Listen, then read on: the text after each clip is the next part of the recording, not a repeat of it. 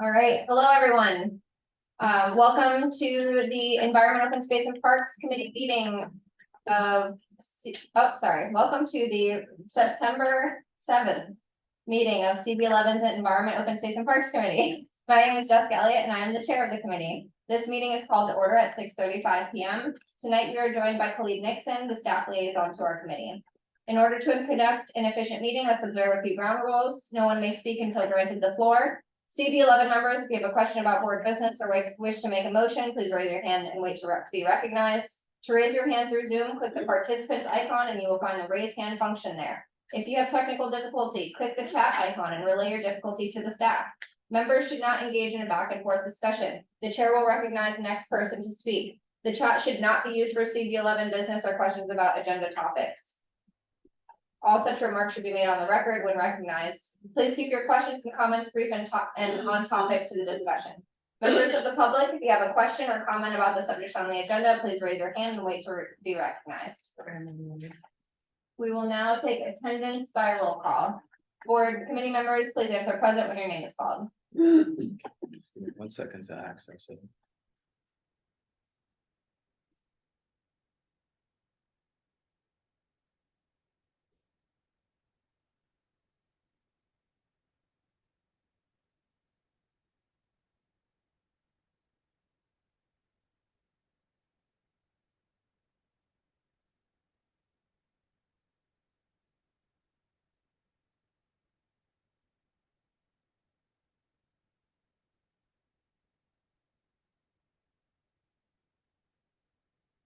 Okay, members, so we have 11 committee members present, registered for this committee, and 6 are needed for quorum. Rosa Diaz, Present. Jessica Elliott, Present. David Giordano, Jewel Jones, Connie Lee, Present. Malik McCullough, excuse, Debbie Quinones, Present. Asher Rodriguez, Present. Russell Schuler, Present. Sebastian Sinistera, excuse for right now, Michelle Wiltshire Clement. She may be on. Okay, not seeing her yet. Okay, we have 6 members present, that's quorum. All right, thank you. The agenda for tonight's meeting was distributed ahead of time by the board office and was posted online. If there is no objection, we'll adopt the agenda as stated. Committee members, if you object to adopting the agenda, you may raise your hand to be recognized. Seeing no objections, the agenda for tonight's meeting is adopted. The minutes from our last meeting were distributed to committee members ahead of time by the board office. If there is no objection, we'll adopt the meeting minutes from that meeting. Committee members, if you object to adopting the minutes, you may raise your hand to be recognized. Seeing no objections, the minutes from the last meeting are adopted. The minutes of tonight's meeting are being taken by myself. First, we'll start off with announcements, and thank you to everyone for your patience in getting started. And as you will experience differently from this year from last year, we are going to make our meetings as efficient as possible. So we may have, we've shrank the amount of time that people have to present. We hope to keep it moving as much as possible and get our meetings as close to 1 hour as possible.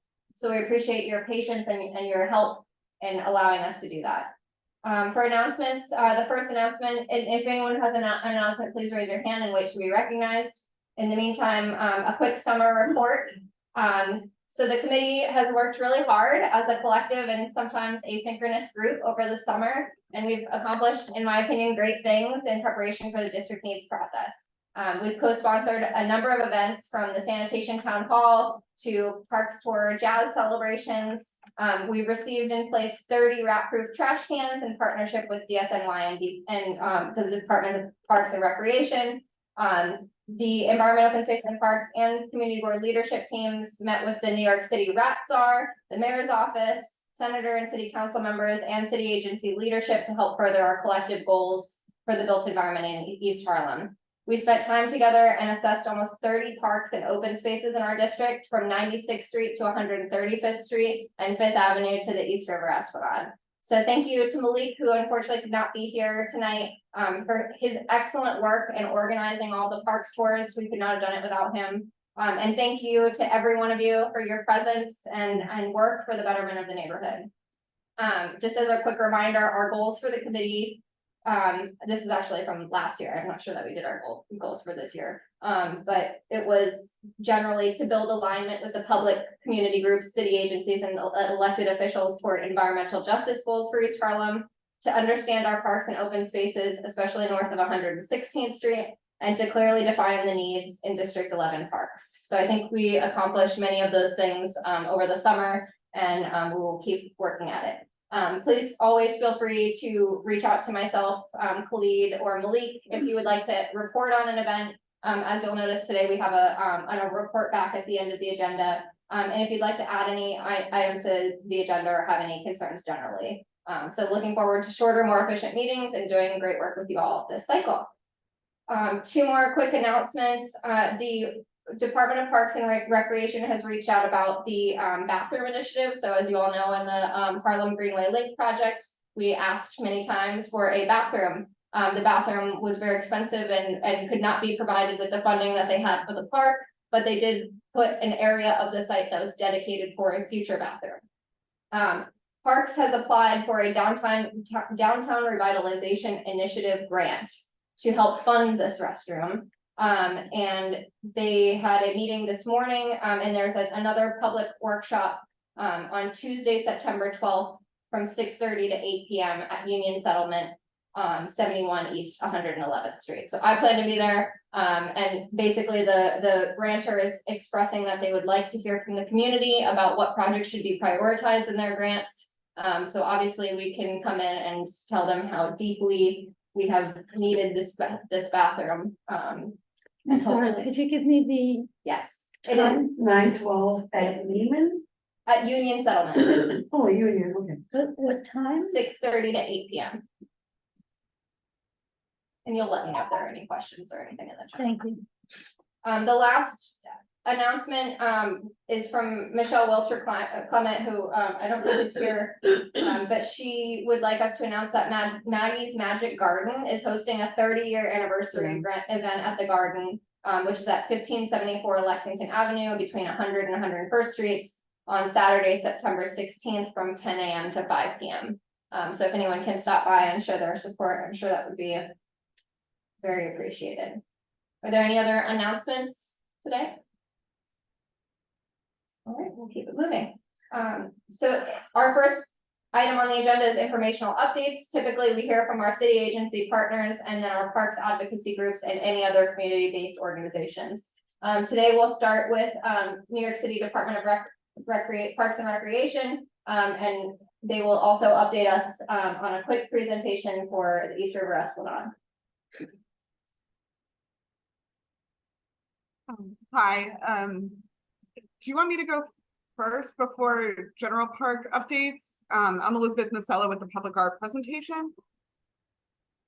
Is David here or anyone from Parks that would like to give an overall update before we jump into the presentation? Hello, hi everyone. Yes, this is Dave Williams here. Yes, just a couple of quick updates. Our summer pools, summer's not over yet. We still have some warm weather. We still have some fun going on. We have our summer pools are still currently in operation to the end of the week. Hours of operation 11 till 7 p.m. So you still got time to enjoy this heat wave to come out for a swim.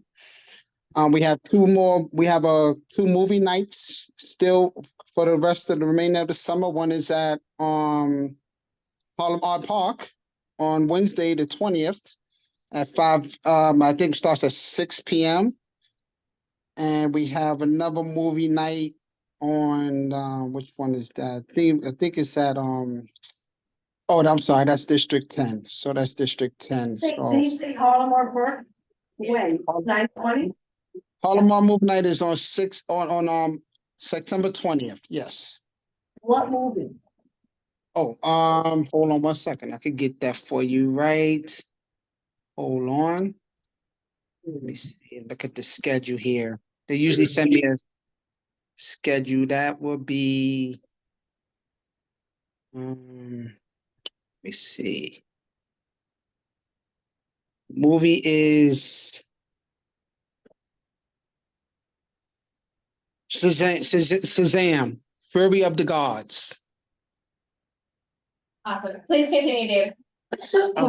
Shazam, Fury of the Gods. Awesome. Is there anything else you're presenting on tonight? Oh yes, and we also yeah, we have a disco night on 9/15, and that's at 4 to 12 as well.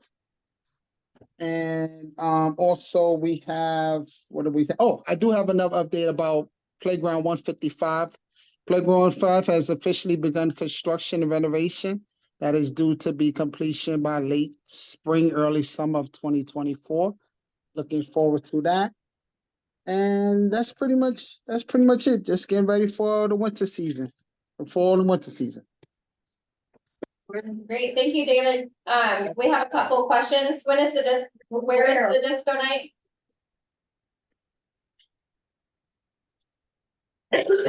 David, Yeah, what was that question? where is the disco night being held? Oh, okay. 1 second. I got that. What day I said that was on the 15th? That is at White Playground. Okay, great. Whiteboard. White Playground, White Park that starts at 4 p.m. Great. What Yes. date? On the 15th. Okay, I'm sorry. Okay. Are there any other questions for parks? Oh, I see Jean Kim. Is that the only hand? Seems the only hand. Go ahead, Jean. Gene, Oh, you can. yes. Sorry about that. Yes, this is Jean Kim. I'm the executive director of Friends of the East River Esplanade. I just quickly wanted to mention our kickoff live music concert this Saturday, September 9th, 1 to 4 p.m. It's our back to school live concert, and we have El Quarteto Guateca and free salsa lessons and 500 cups of delicious ice cream to give away. So please, everyone, join us at 60th Street and East River Waterfront. Yeah, Jean. And just for future notice, if we could keep all of the city agency partners, as city agencies, and we'll get to the, Friends of the East River Esplanade and other parks groups, in the later sections. But thank you so much for that announcement. We will move on to our update on temporary public art installation. And David, just as a reminder, we're still waiting from parks to respond to our request for a district budget consultation meeting. If you could help us on that front. Okay, no problem. I'll talk to Simon. Thank you so much. All right. Hi, is it possible for me to share my screen? I just have 5 very brief slides to share. Good. Just press the button. I'll go over my desk. Great. So just a brief introduction to who I am. I'm Elizabeth Masella, the Senior Public Art Coordinator for NYC Parks' Art in the Parks program. We permit temporary public art exhibitions in parks citywide. I think the last time I was here was to share information about the project with Harlem Grown in Marcus Garvey Park, which is on view through the end of October. Hope you get a chance to check it out. So again, I work citywide. We do a number of projects in CB11. The project I'm here to share information about tonight is with the Friends of the East River Esplanade, as well as the Memorial Sloan Kettering. It's a crocheted mural by an artist named Carmen Crochet Artist. It's called We Care for Harlem.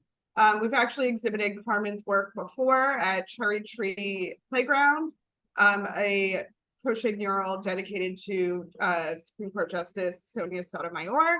And we also did exhibit some of Carmen's work on the fence that this work will be installed on, which unfortunately went missing very shortly after it was installed, but we're hoping that this new exhibition will be more secure, and none of us are deterred by what happened last year. So we are looking forward to welcoming a new mural by Carmen at the site. It is made out of crocheted acrylic yarn. It's about 6 feet high by 100 feet wide. It's a community-driven project that brings a creative, colorful yarn-based mural to fencing along the East River. and it pays homage to the vibrant community of East Harlem.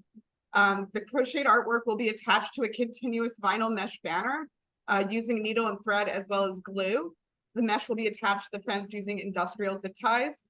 I'll share some just images of the location. This is the fence. You've probably seen it if you've been out on the Esplanade. This is a close-up of the design, but the actual mural will be made out of crocheted yarn.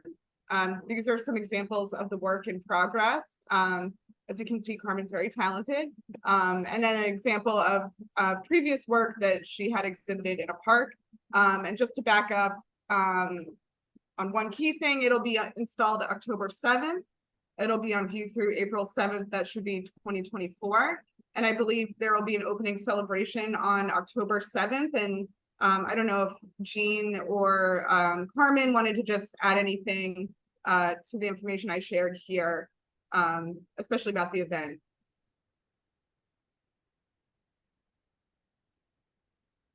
Hi, this is Jean Kim with Esplanade Friends. Yeah, the only thing I wanted to add is that it's gonna be the launch date of Saturday, October 7th is also gonna be celebrating Hispanic Heritage Month and Breast Cancer Awareness Month. So Carmen is gonna teach everybody how to make a little pink ribbon in conjunction with breast cancer awareness. And we'll have a little open house there. So we hope everybody can join us, and the invites will be going out soon. What would be the time of the event? Oh, 2 to 4 p.m. at 100th Street and East River Esplanade. And that's on October 7th. Yes, Saturday, October 7th. And the rain date is the next day, Sunday, October 8th, same time, Okay. 2 p.m. Great, thank you, Jean and Elizabeth. Are there any Thank you. questions from the committee? All right, we're looking forward to this, and hopefully we can prevent any stealing of her great art, and we look forward to seeing you on October 7th. Thank you all. Great, thank you. Thank you. Great. The next city agency we've invited is the Department of Sanitation. Is there anyone from the Department of Sanitation on the call today?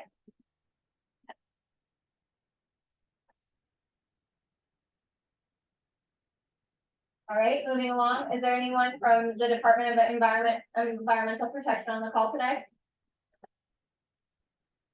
Okay, great. Are there any parks advocacy groups who would like to give an informational update? Please raise your hand. Go ahead, Donna.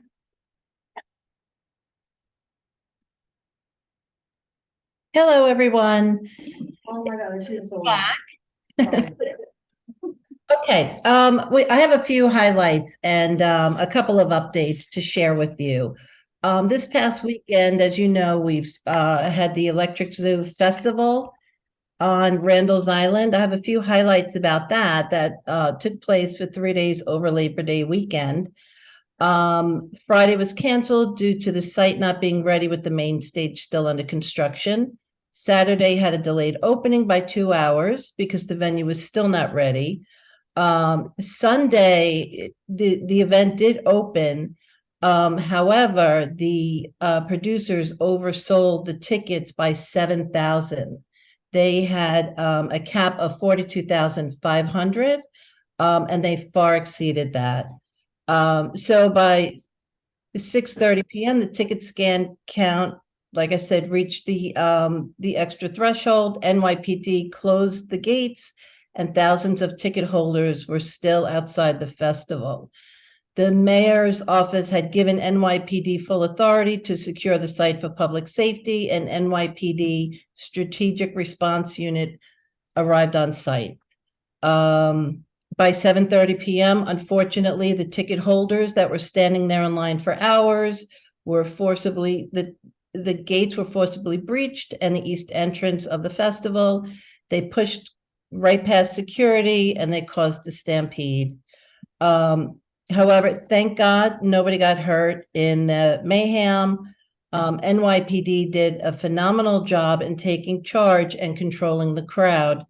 The event was over by 11 p.m. that night. And the city right now is reviewing all the turn of events and will decide what action needs to be taken next. Another upgrade, update, I'm sorry, on the migrant tents. They are run by New York Health and Hospitals. This is completely out of Parks's and RIPA's control. There's about 3 or 4 athletic fields being used for this. We worked with our permit holders, particularly with the after-school permit holders, and we were able to relocate and accommodate everyone. Our understanding is that the guest population is basically men and women. There are no children.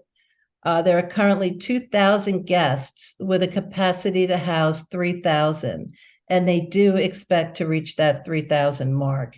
However, given the extra folks that are on the island, there's been absolutely no incidences and everything has been pretty calm. So looking forward, we are very excited that we have a lot of different festivals and festivities coming up. One thing with our summer highlights, we had over 5,000 campers from 21 community-based organizations attending our 5-week summer camp. The camp runs recreational, sports, and arts programming in the park.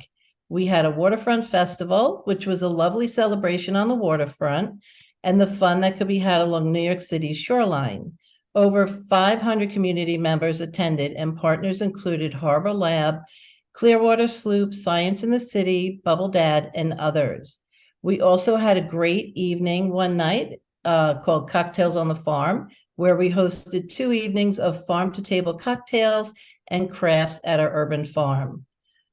We had a waterfront ride. Ripper partnered with South Bronx Unite, El Barrio Bikes, DOT, and BioBus to plan a bike ride and community barbecue and raise awareness of shoreline access, equity, and advocacy. And wellness, we hosted yoga on Tuesdays and Saturdays out in the parks. We also hosted a couple of movie nights on the grass, which... Move it forward. We just have a limited time for the meeting, so. Oh, I'm sorry. Okay. Are there any final, big ticket items that you'd like to review? Yeah, we just have some great things coming up beginning in September, so you could always check out our website and see what's coming up with that. Thank you. Thank you so much, John. Thanks for being here. Appreciate your patience with us trying to shorten our meetings a little bit here. Yep. Are there any questions for Randall's Island Park Alliance? All right. Thank you, Donna, and thank you to Randall's Island. Are there any other parks advocacy groups who would like to give an update? Are there any other community-based organizations who would like to give an informational update? All right, we will move it along. Our first presentation and discussion item is the district needs and budget process. We just got our findings from the public survey this afternoon, so I'm sure that we can't go through them in depth, but maybe we can do that next meeting. If you want me to just pull up the, at least the findings related to this committee, I can do that. For you. Okay, well, you can go just review it real quick. Okay, so I'm sorry, so can I make an announcement for Friends of our Park? oh yeah, Okay, so very quickly, we're in the midst of planning for the 40th anniversary of the Grove sculpture in 2025, even though it's 2 years away. That can happen like that very quickly, so we are hoping that we can work to paint the benches, maybe put another coat on the sculpture and fix the cobblestones and things like that. So we are in conversations with the Parks Department and the Department of Cultural Affairs so that maybe we can have a joint activity that celebrates the 40th anniversary of this event, because this is big. It's the first percent of the arts that was done in New York City. The other thing is that I'm still upset about the cutting down of the rose bush and the hydrangeas and the trees that happened over the summer. So I'm still tender about that. I'm hoping that moving forward that we will have better communication with the Parks Department on when they decide to come in and make what they call renovations. Upcoming events is that we have the upcoming Latin Jazz concert series that's going to kick off on October 1st. So we're very excited about that, and we have submitted permits for 2024. And we're looking at exploring the development of an Earth Day event, but having a street closing so that we can have vendors and folks that have resources about Earth Day on that event, and that's gonna be April 20th. And then we're also, we have the current art installation that's there, which is in Davita. And that's gonna be removed in early November or late October, so we're asking people to go and take pictures. Go and take pictures with your flags or whatever, and we just hope that we can kind of document that experience. And then the last thing is that, I wish that I would have known about the movie sooner, only so that I could promote it, with folks. And that's it. Thank you. David, do you have any comments, or are we good to move on? In regards to the movie prep, they usually put the flyers up at the entrance or on the corners. I don't even take part of that. I think that is usually funded through some like a council member, but I understand what you're saying, but that's how it is. I'll No, reach I out get to it. them. I get it. It's just like, I just. It would be helpful if I know when it's gonna happen, Yeah. rather than walking by and seeing the flyer. That's Right. all I'm saying. And just so you know, we visited Parliament Park over the parks tours, and David and Lidora were there. We Yeah. expressed your frustration with the cutting of the plants, and I think that, Parks Department will continue to work with us and give us advance notice of these things so that we're not surprised in the future. But I will say that I'm pleased that. It's so funny, because the week before they cut the stuff down, they power washed the sculpture. Yeah, So it was just like, hey, yay, they did a good thing, and then the next week the backhand just slapped like, Yeah. oh, and by the way, we just cut Yeah. stuff, so. but we'll continue to improve our relationships together and communication, so thank you, Thank Debbie. you.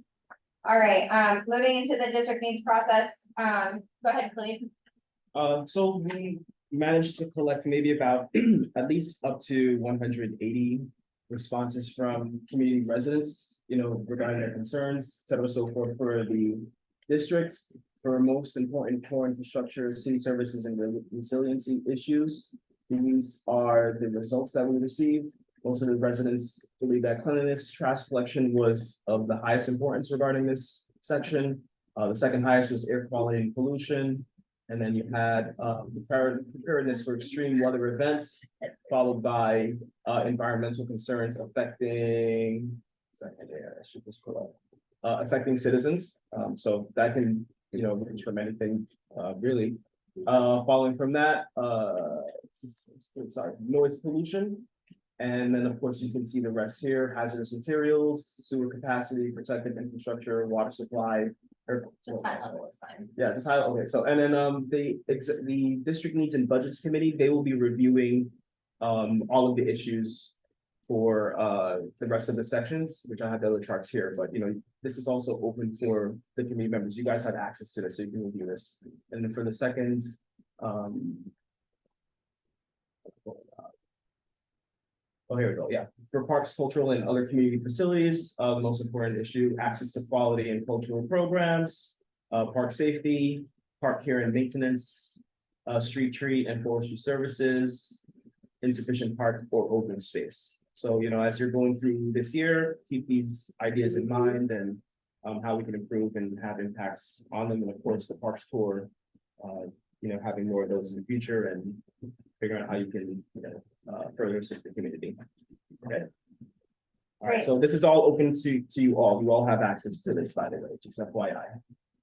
Great, thank you so much, Khalid, and thank you to all the staff and the community board for the efforts to get more public survey responses. And hopefully in the future, we can get more than 200, and rely on everyone on this call and then related to the board to help us do that in the future. It's a very important process. The second item for this conversation is the budget consultation report. Unfortunately, to this day, we have not had any budget consultations, scheduled with either Parks, DSNY, or, DEP. We have reached out to all three. It's probably been a month. So we're looking forward to hopefully scheduling those before our next meeting so that we can be informed, as we make our requests. So you're saying that, the rural consultations that Parks is, we're not gonna have the opportunity to meet with them? No, I'm still reaching out to them and we're still requesting that they schedule, we did get the DEP one scheduled and then it was canceled, so they are trying, and I am very hopeful that we will get all three scheduled before the next meeting. So what I would suggest is that if they don't meet, then maybe take the opportunity to let the council person know. Yeah. That we have not been afforded the opportunity compared to other city agencies, and that there's a concern about that. Oh, yes, yeah, very good point. And just so that everyone knows, we've also reached out to the Office of Management and Budget. Yeah. Because we think that the entire process of the district needs and budget with the community boards needs to be, understood and then maybe reimagined in some degree. So we will let you all know as, when things come out of those conversations. Yeah. But Only because the borough consultations is your opportunity that they sit and they listen to you. So the fact that they're kind of like, you don't have that opportunity, it just raises the concern about like, why not? Yeah. And is it because we're not a priority, and then maybe think about a plan B where then you can just put them in check. And I think the other alternative is that we can invite them to our committee meeting next month to give their reports, but that takes up a lot of time, and honestly, it would be better if we had time and space to do this over an hour each agency. Yeah, I wouldn't forward them that opportunity. What I would rather do is suggest for consideration that they don't have that option, that they engage in the same process as other organizations, because yeah, it's an uncomfortable thing, but they need to do it as well. And just so everyone knows too, we did not meet with Parks last year. They were not able to schedule a meeting with us, but we did meet with DSNY. Not that we got many answers out of that, but. Well, then you could use that as part of your argument, so you didn't meet with us last year. Oh, I did, don't worry. Yeah, I don't want to be angry old lady. Yeah, no, and yeah, there's a lot, especially after all the work that we did to visit all these parks, we definitely want to have the conversations we need to have. So leading into our parks tour recap, obviously we've talked about that we've visited almost 30 parks in the neighborhood. The document that was circulated, it is an extensive document with parks description of each park, which I think we discussed last year, that maybe that deserves a conversation as to, how do these descriptions and names of these parks reflect the community, and not, that, Thomas Jefferson, like, I don't know, as an example.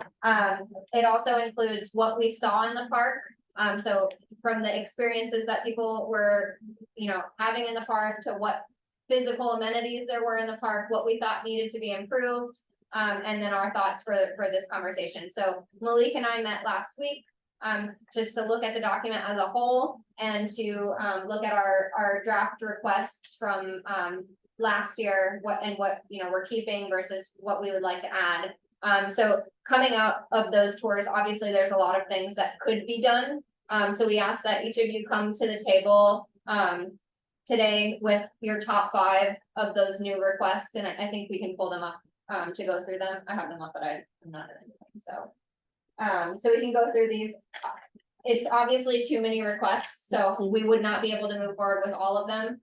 So we will make our final decisions in October, but this is our chance to go over it preliminarily. Yes, Joel. I just want to say, you guys did an extensive job in putting these tours together. And I just want to, just commend Malik, I guess he's kind of spearheaded. Yes. It was excellent, and I enjoyed a couple, I was able to go to a couple of students to say, congratulations for that, and we got very well. thank you for coming, and I think we had a great time just spending time together, so if nothing else. Yeah. But luckily, we got a lot of great work out of it as well. So just quickly, the first couple requests are requests that we had from last year. That the first element on the right-hand side is whether, the staff, oh, sorry, we Oh. skipped by that. Well, yeah, this is that, Okay, we'll but if skip you that. want, you can focus on the committee, but just Okay. for brevity's sake. Okay, so the first one was obviously the sanitation garage, that is still a huge important request. So I think, we met with the DSNY and Council Deputy Speaker Diana Ayala's office over the summer. And I think it was it's getting to the point where the Potamkin site is going to be the permanent site. We offered up suggestions for Randall's Island. And I asked that they provide an understanding with criteria as to why Randall's Island was not an option for a DSNY site. So I'm looking forward to receiving that, or hopefully discussing that in our budget consultation meeting. But Diana Ayala, has noted that the Potamkin site feels like the best site, for her and her team as well. But when we were in this discussion, there are a lot of disparate uses of sanitation within the community in the district. And the goal is to get all of them in this one location. If this is the permanent location, it needs to be the truly consolidated location. Does anyone have any comments? Yes. So, there's actually space across the street. What is that? Because I see trucks in there as It's well. also DSNY. So, and I've seen, people should know that sanitation trucks have an M11. Yeah. So we should not see M4 and, so I see, and I'm, at Grime, at the, close to the 99th Street one, there's two trucks there. And at 11 and at 5 and 4, all kinds of different, so it's a mess. It's a mess, it really is. And we. Yeah, Let's control the conversation just a little bit, but keep going, Joel. No, that's, I don't see. Okay, and we did talk about their other uses, and that we do expect that there are no trucks in the previous location. They said there's a holdup with a change order with this new building, that they can't get, whatever in the right place at the right time, so. We are continuing to push them. It's never the right answer yet, so, Russell? I believe that was my original proposal to put it on Randall's Island. We're talking about primarily Community Board 11's responsibility and having Community Board 10 trucks, garbage on 11's property. Is that a dead issue for Randall's Island, or is one that can be still open and continue with other support? I would hope so, because we're talking about if it's being considered, the Potamkin site being considered as a permanent residency, is in the planning, what would be in the planning for growth? Because that means as the neighborhoods grow with new housing, because that's a place for affordable housing, other kind of housing which would be attached to it. I think we have to revisit that in a serious way about Randall's Island, because I have proposed that it also be a part of it in the northeast section of it, where landfill could be for future use, could put everybody's trucks and stuff over there. Yeah. I think that's a great point, and I think just from my perspective, it seems that everyone else has decided and agreed that Randall's Island is not an option. I'm still waiting to hear exactly why that is, so I think the conversation in our community board mind is still open. Because there are remote parts of the island that's not being used Right. that way, Yeah.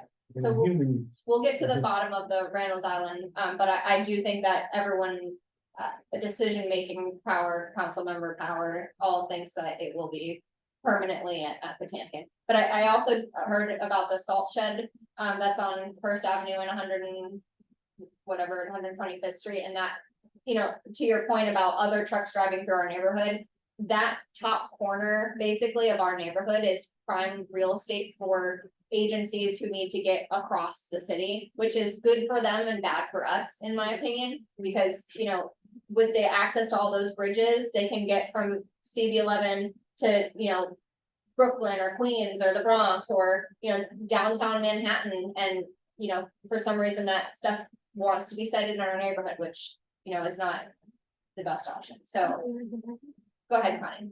So I think just in the, I'll go ahead and stick my neck out. The only reason this project is happening where it's happening and permanently is because our elected officials signed off on it.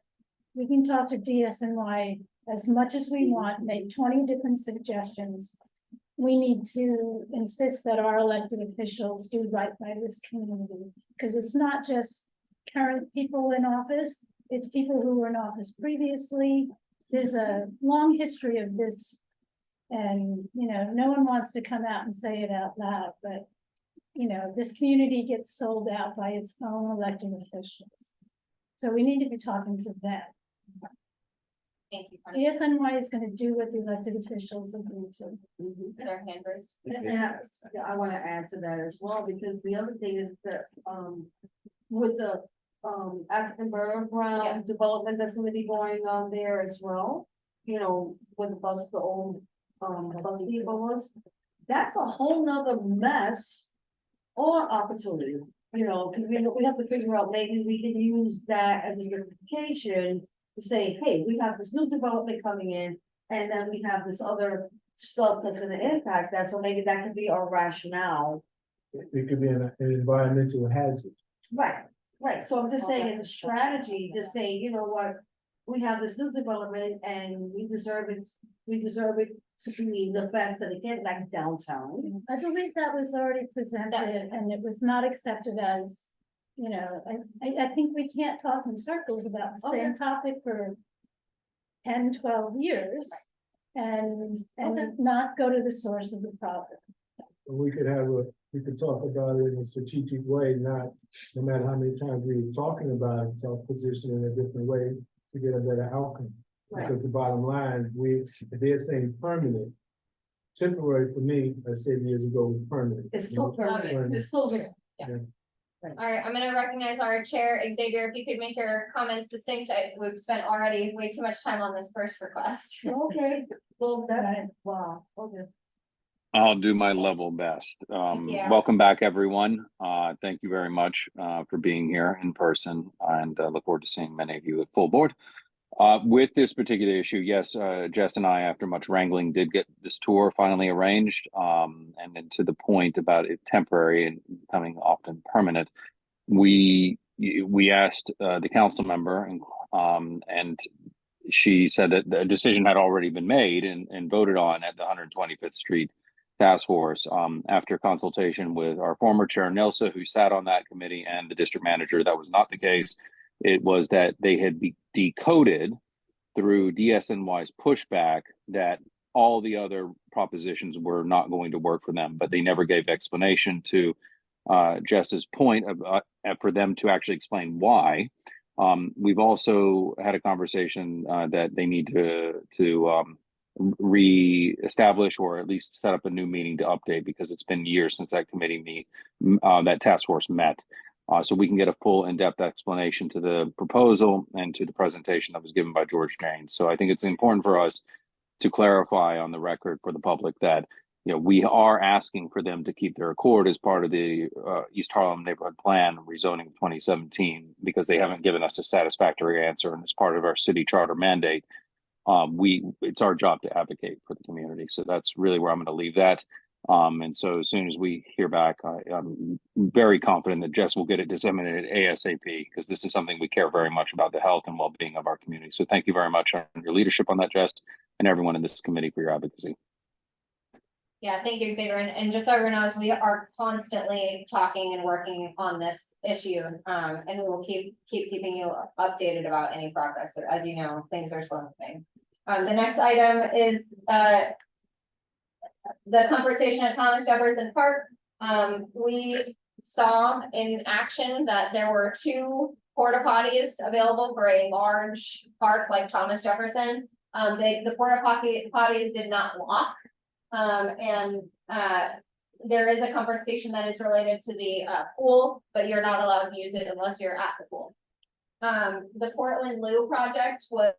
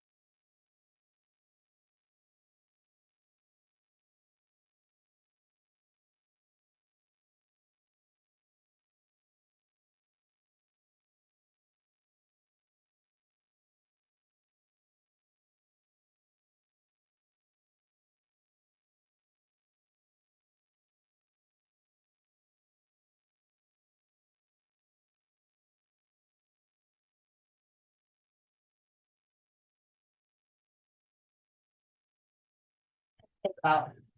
Any comments or questions on this one? Where's that money coming from? From the mayor's office. Mayor's office, and environmental justice. All right.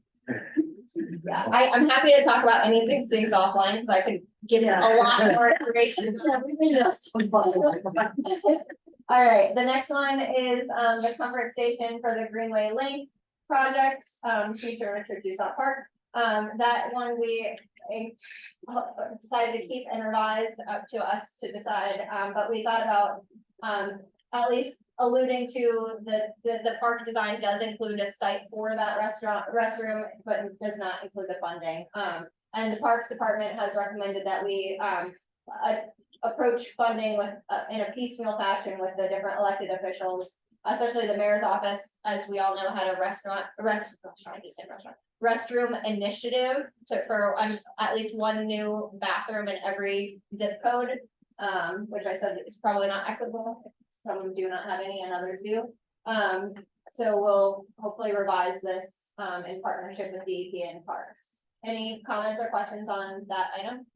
Yes, I think that this committee should, and maybe it's too late, but moving forward, that we should have, just like, you know, land use has a checklist or something that we require that before you talk to us, or when you talk to us, like, start with the bathroom. Yeah. Great point. Because they're gonna just keep playing the game of like, oh, you know, we have like whatever millions, and then, by the way, you should like find money for the bathroom by yourself. So, yeah, that's such an excellent idea. You volunteer to, you know, provide this. You know what, yes, yes, we've done this before, like, oh, you're okay, good work, not a problem, I will work to like, I know. yeah, no, because I think that we should have some kind of check with this, just okay. Like, you know, don't talk to us unless. I have proposed years ago that I know. before any project in a park, before it could be considered that the comfort station be the first consideration or requirement before they even build. Because we're talking about the Greenway, and we're talking about from the beginning of it to the end of it, just to have one is not even adequate. Right, and we're begging. So we're talking about Tucson Park, which I would like to see it. Then we're talking about the beginning of it, which goes 125th Street, and that was a 4,000 occupancy, or when that's completed, the use Oh, of, yeah, where are those folks gonna go? same place they've been going now.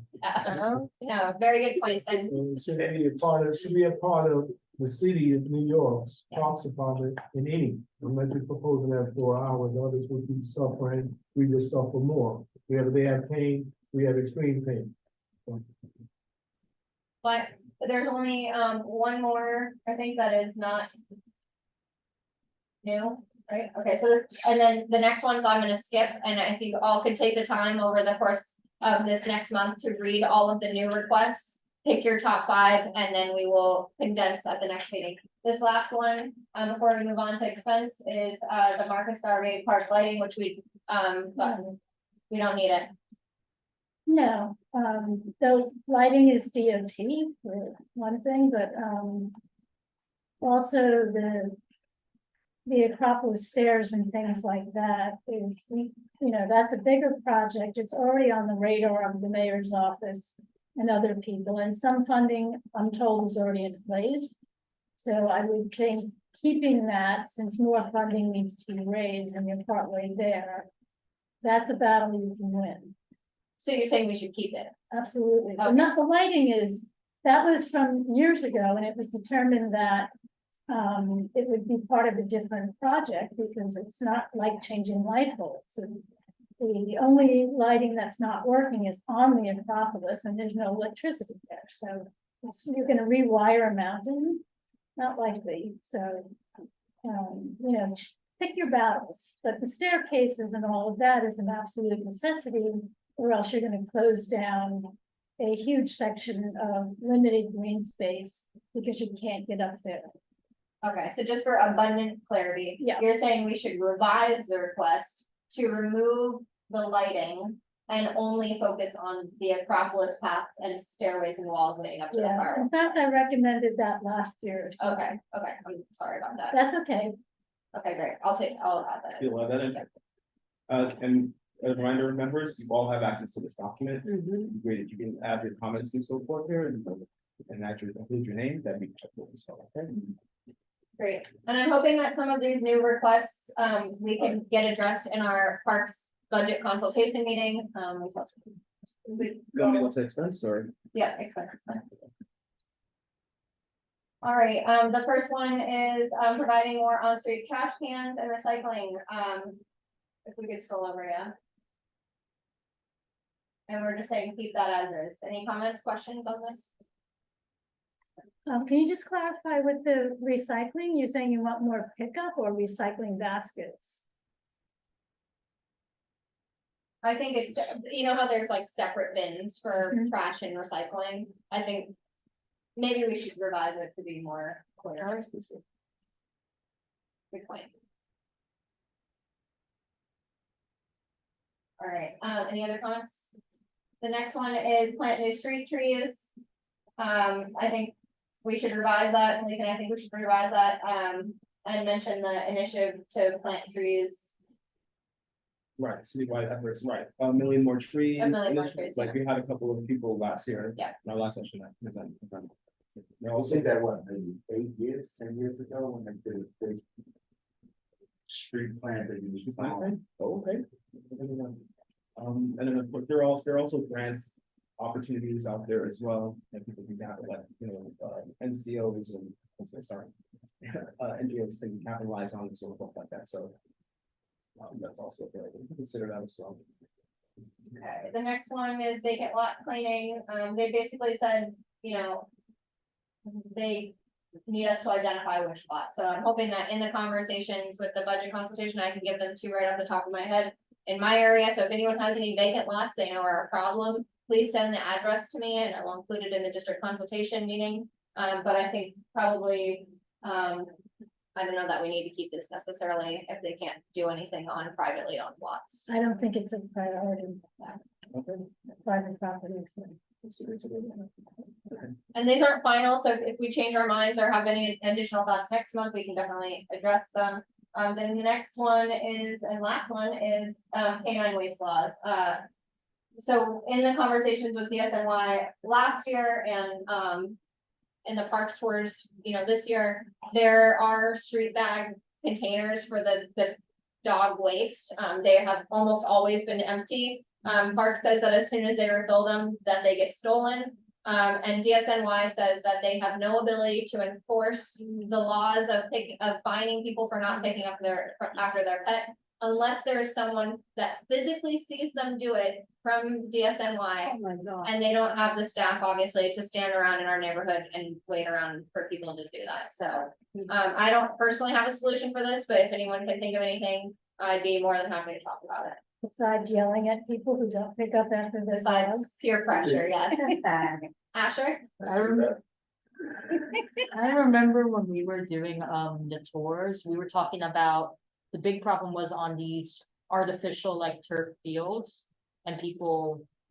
Cause that's obviously parks, that's their field. And maybe just if they can't prioritize the people picking up on the street, maybe just like emphasize the parks owned areas that. Better Yeah, great point. signage. I mean, people really don't realize that they are not allowed to walk their dogs on Yeah. certain lawns. And there's no signage. Yeah. But the thing is also, like, there could be a worker there and they just won't say anything. That's the problem. We also heard a lot from schools, over the course of this last year about That's what I meant. about dog waste in the playgrounds and parks, yeah. So we can revise this request to recognize those ones, yes. You know, it's a very confrontational thing. No. There's probably more of a public that will approach people don't. Shouldn't be, but. Yeah. shouldn't That be. necessarily those that. And You it's all should have where- been there when we went to Harlem Art Park and some woman had closed the gates Oh, to walk yeah. her 5 dogs, so. To let them off leash. Oh my gosh, she was so mad at us. Yeah, I will, I opened the gate. Yeah, She didn't that's, want me to. you She was like, she's like, my dog runs in the street and gets out. yeah, that's that one woman, she has, this is, maybe it's. She has well, like. I'm gonna, four I'm gonna dogs. keep us moving because we're already over on time. I'm gonna go to Jewel and then there's a race. I don't need to know, just for my clarification, is there a specialized unit within the SHI that can do it? They said no. Yeah, I don't know. So you can't see the shirt on it. Who's the hand raise? David Williams? David Williams? Yes, hi. Just today alone, I had to encourage at least 4 dog walkers to remove their pets from the Wagner field and the brand new field on 128th Street in the Harlem River. So there are many individuals that are not cooperating with our rules that are posted at the front entrance of the gate, and we have standalone signs saying no pets, and the lady was literally standing next to the standalone no pet sign. So it's very tough battle. I can't ask my staff because my staff is not enforcement, and parks enforcement is very limited. But I do try on my own to get people to vacate the premises with pets, and it just some individuals that cooperate, some say they don't see it, some don't. I also had a guy on a dirt bike race 50 miles an hour across the brand new track. So this is just an example of one of the many battles that we have. And yeah, I just want to just make a note. I know some of you guys know that, but of course we just got to keep continuing to educate our fellow residents of Harlem. Just, hey, this is for the children. Children have to be out on this field. And Thank you, yeah, David yeah, and I Lenora. know. Thank you I so know much you for guys gotta coming to go. I our just park want to- tours. I know, I just want to bring that up. No problem. Thank you. Yeah, we really appreciated having parks representatives at most of our park tours, which was really a helpful way to Okay. experience that together. So thank you, David. So Understood. is this not I'm gonna say it shouldn't be a budget priority item. Malik and I put low priority Okay. since they can't enforce, but I think maybe it's worth keeping if we know just the parks and playgrounds. Yeah, okay, Focus in on the things that we, Yeah. choose your battles and Yeah. then fight them really hard. you're right. And this stuff just it takes away the bad. So are Alright. we saying we're just getting rid of the whole people picking up after their dog thing? Well, it's not an issue that the city can enforce. It's really, individuals and. But it still is a problem when it's on city Yes, operated but that doesn't land. make it a budget priority item. I mean, we all agree Right. that it shouldn't happen. But he was just saying they'll have the staff to enforce it. Well, let's, Stuff like- yeah, Isn't that a budget thing? So you can make a request for increased personnel, or to allocate more funds for Yeah. increased personnel, but then in terms of specifically this request. Yeah, I know, we can yeah, address it. I'm just saying just not to drop I'm it. just saying it's in the wrong place. Yeah. It's, You know, I'll just add this, for many years, and I was on the shared house and community service, we had the rats, and also was here. We never took it off and never did anything about it, but recently the mayor did come up with the what they call rat czar, right? So maybe not making it a priority, keeping it very low, but maybe not taking it off, because it is something that affects a lot of people. And they used to enforce laws with people walking their dogs off leash, so it's the same people that would approach somebody with picking up poop. Do they not do the dog off the leash? Because I know before 9 and after 9, the unspoken rules, you could walk their dog. I remember then when those But- laws were actually created that you had to pick up after your dog. It wasn't always the law. The 70s, I think. Remember that? Yeah. And you got ticketed if you had a dog and you didn't pick up. all right. Oh, sorry. Yeah. Move on. So Asher, you could say, for example, you can make a request for DSNY or parks to receive funding for equipment that helps with canine waste removal, sort of like that. So try coming at it a different angle. It's a Yeah. different They got the priority. It's noise. no way. Yeah, Things that can identify it. You know, again, I think if you take it off, then it may lose value some other time when. Yeah. Yeah. So Well, I let's would, think I about would this. suggest increasing the number of PEP officers, Yeah. because that's who would actually enforce it. Right. So instead of specifying that, I would say more PEP officers. I think parks are the locations where it's the biggest. Okay, well, we don't have to make a decision today, thank God, so, let's, let's think about this, try to be strategic. Please come next month with as many suggestions and thoughts as you can, and we'll spend most of our meeting on this. Yeah, I just wanted to put it out. Yeah, thank you. And please use this document. Yes. You all have access to it. You can make your edits and your suggestions. And if anyone would like to talk to Malik and I, we spent a lot of time on this document, and I know Khalid did as well, so we are happy to talk with anyone, to help move this forward in the most strategic way possible. We will move along to our next item on the agenda, which is, 2 quick presentations on public restrooms in Central Park from Central Park Conservancy. I warned them that we have a bathroom problem, so. Well, Hi. are we so timely? Opportunity, not a problem. All right, we'll let them talk. Yeah. Hi, I'll just kick things off, introduce myself. My name is Sandy Huber. I'm the Senior Vice President at the Central Park Conservancy and leading the Capital Projects Group. This is a new role for me. I'm here with my team, but I've been at the Conservancy for over 10 years, and I want to thank you all for having us here this evening. And I'm going to turn it over to Diane, who's going to kick off the projects so that we have enough time to get through the material and answer any questions in the 10 minutes that we have. So thank you. Thanks, Sandy. Is it okay if I share my screen? Yes. Okay, great. Thank you.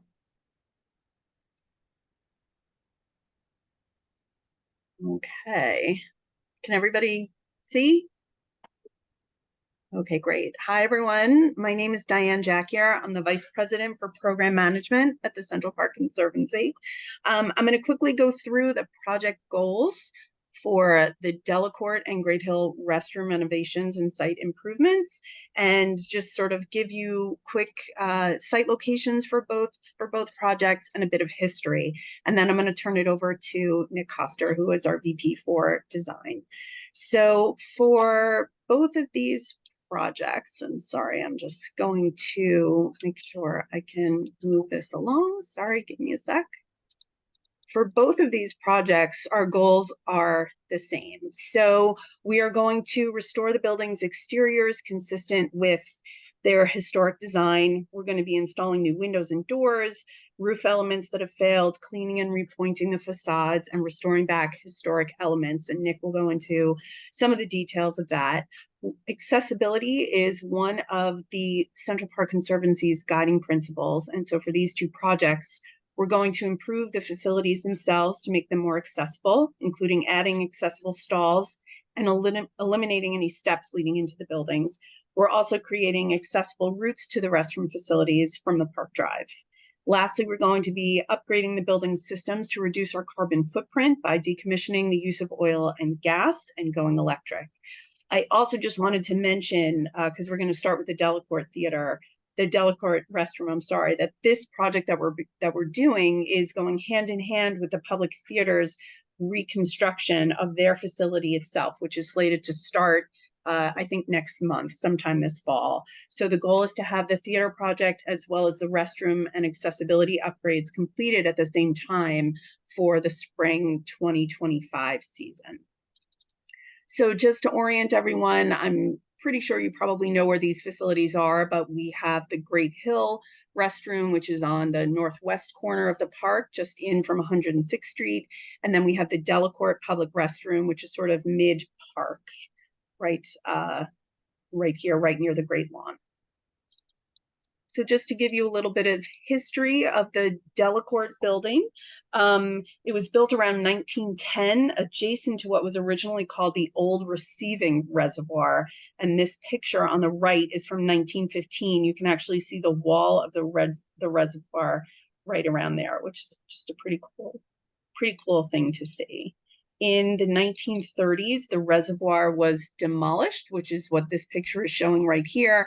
You can see what's now the back of the building here. And pretty soon after the reservoir was filled in, that was when the Great Lawn was established, as well as what was called Belvedere Lake, which we now call Turtle Pond. So this picture is just one of the planning sort of diagrams from when the Delacorte Theater was being designed. So the theater was designed to be nestled between the public restrooms that we're talking about now, the Great Lawn, which is right here, and Turtle Pond. The theater was built in 1962. So I'm now going to turn it over to Nick, who's going to give you more details about the project. Great. Thanks, Diane. I'm going to walk everybody through the design of the Delacorte. So here we have a more closer zoomed in aerial showing you the area around the Delacorte and the white lines highlighting the scope of the path work. The paths that are included in this project, they really vary in condition, and none of them currently provide accessible routes to the Delacorte facilities or the surrounding programs. Next. So the accessibility will be largely achieved through just minor regrading of the paths. The blue dots that you're seeing here, those highlight the accessible routes that will be created as part of this project. And with the areas that are highlighted in purple, we need to do more than just minor regrading. So we're going to need to construct ramps and handrails within those areas within the landscape. Next. Just to give you an idea of what that looks like, this is something that we've done quite a bit within the park. So this is images showing you at 86th Street, a ramp and handrail that was created to create accessibility from the West 86th Street entrance into the park. Next. So moving on to the facility itself. These are some views of the exterior of the restroom, and as Diane mentioned, will be undergoing full renovations. Next. These are drawings of the existing and the proposed west elevations of the restroom. As you know, and when we've come to you in the past, the park is a landmark, so we're showing you these side-by-side views here to highlight the restoration work that's happening. We're doing historically accurate windows and doors and replacing any of the architectural features that have been lost or missing over time. Next. To give you an idea of some of those things, it's getting to pretty intricate details. So there are some of the finials up on the roof that have come down over time. This is a drawing of what the replacement of that will look like. You can see what they look like in the historic photos, and then it's some examples below of showing what the current conditions are where they're missing. Next. At the entry to each of these restrooms, there originally were these lanterns that provided light.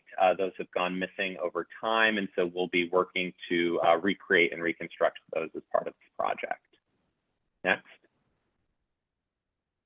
This is a plan of the current restroom.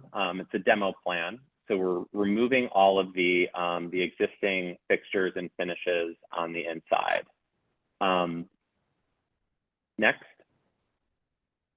So a big part of this project is if you've ever gone to Shakespeare at the Park or an event in the Great Lawn, you know that these restrooms are very heavily used, and the women's room especially. So we'll be upgrading and adding an additional 8 fixtures as part of that project. We'll also be adding baby changing stations in both the men's and the women's room. Next. And in terms of schedule, as Diana mentioned, we're right now going and speaking with all of the community boards. We're hoping to bid the project out during the winter, and we plan on it being about a year construction project, really spring 2024 to spring 2025.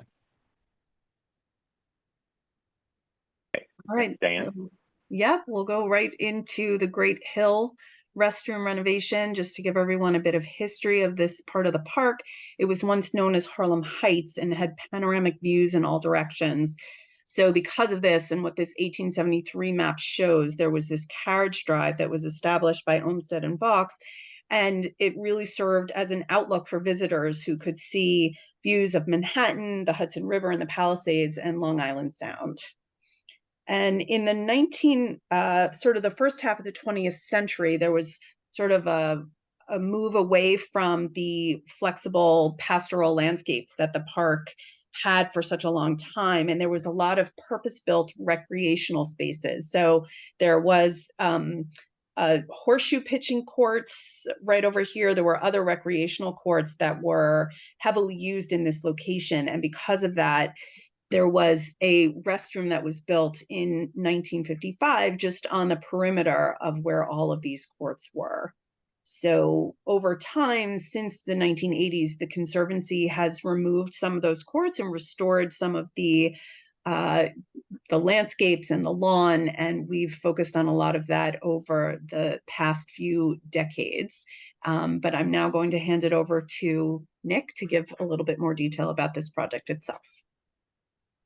Sure, yeah, and I'm sure, as you're all aware, this is a really hilly section of the park, and for our the accessibility component of the project here, what we're looking to do is create an accessible route from the West Drive up to the carriage loop and the areas all around the restroom. Next. So here, just like the other plan that we looked at for the Delacorte, the highlighted in blue is the area of the accessible path. The lower portion, we just need to do a little bit of regrading, and then the upper portion in purple, exact same condition as we had showed you before, where it's too steep, so we'll be creating a series of ramps and landings with handrails to make that accessible. Next. So the area around the restroom itself, we'll be replacing all of the granite cobbles with an accessible granite cobble, and we'll be using the same patterns that exist there now. We'll be regrading it so that there will no longer be a step up into each of these restrooms. Next. And here, the scope of the exterior work, it's quite similar to what we're doing at the Delacorte, as it is a landmark project. We'll be restoring it to its 1955 design. Over time, this was a restroom that the windows were bricked up, so a big part of this project is we're unbricking those windows and adding windows back in. The windows will have a film on them, so you won't be able to see in, but it'll be a much more inviting structure once that happens. We'll be repairing the bricks and the roof as well. Next. For this one, it's just a very small restroom. It's 20 by 20 feet. So as we mentioned, a big part of it is making it accessible. So we'll be reconfiguring the interiors, adding both an accessible stall in the men's and women's room. And this restroom is currently seasonal, so part of the upgrades is adding electric heating wells. So we're trying to extend the use of this to year-round for the community. Next. Just yeah, hoping we can wrap it up quickly. This is it. We're done. Yeah. That's it. With this one, same timeline for design, but it'll be a shorter construction period because it's a smaller building. Perfect. Thank you all for your time and your patience with us. Are there any questions for Central Park Conservancy? Just so everyone knows, they are asking for a letter of no objection from the community board. I make a motion. Debbie? Yeah, so I make a motion to make regular. Do I have a I'll second? second. All right. Second, Joel? No, come on, people. We will now vote on our motion for a letter of no objection for these two projects. Okay, members, we have 8 present with us right now. So we need to have 5 in order for it to pass. Rosa Diaz, Yes. Jessica Elliott, Yes. David Giordano, Yes. Jewel Jones. Yes. Connie Lee, Yes. Debbie Quinones. Yeah. Asher Rodriguez. Yeah. Russell Schuler. Yeah. Unanimous, Chair. All right, thank you so much, Central Park Conservancy. We appreciate your work, and apologies that we have a sore spot for bathrooms, but we hope to keep working with you on all the other things that you're doing. Great work in that park. And can you please share the presentation with us as soon as you can, please? That'd be much appreciated. Sure thing. Thank you. Thank you. Thank you. Thank you. All right, our next presentation and final presentation is on the Manhattan Greenway, Harlem River from east 132nd Streets to east 145th Streets. This is obviously the site north of the Harlem Greenway Link project. And just so that everyone knows, EDC and Parks are asking for a letter of acknowledgement from our committee in advance of meeting with the public design. Whatever this stands for. Commission. All right. Hi, everyone. So we have Star White House here. This is Mary with Parks, who is presenting. However, they are currently needing to be made a panelist, and the Huan Yu Chen that's raising their hand is the right one. If you can make that account. We have basically two people sitting next to each other in one office under the same login, and that's why we have two. Perfect. So I think we'll give them a second to turn on their screen. Share the camera. Hi there. This is Michael Haggerty with Star White House. On you, Chen. Hi.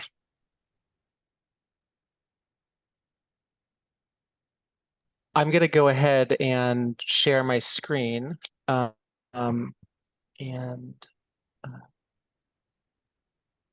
see here. Can you all see that? Yeah. Okay, good.